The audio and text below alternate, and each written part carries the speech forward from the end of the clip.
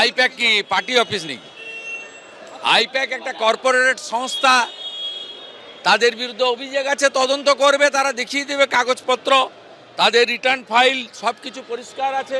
পরিষ্কার থাকলে তো সবার অফিস বাড়ি তল্লাশির পরে তো গ্রেপ্তার হয় এমন তো নয়, ফেস করবে। মুখ্যমন্ত্রী তো আমার বাড়িতে সিআইডি পাঠিয়েছিলেন।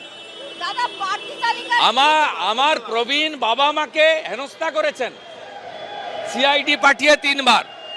আমি তো সিআইডির কাছ থেকে ফিতাও নিয়ে মাপতে গেছিলেন, ফিতা কাটিয়ে নিইনি। আমার নন্দীগ্রামের এমএলএ অফিসে আসামি খুঁজার নামে সার্চ ওয়ারেন্ট ছাড়া তছনছ করেছে অফিস। মুখ্যমন্ত্রীর মুখে এগুলো মানায় না।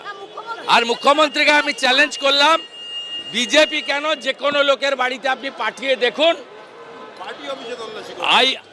পাঠিয়ে দেখুন, পার্থ চ্যাটার্জির কচি বান্ধবী অর্পিতার মতো 51 কোটি টাকা কারো বাড়িতে পাবে না।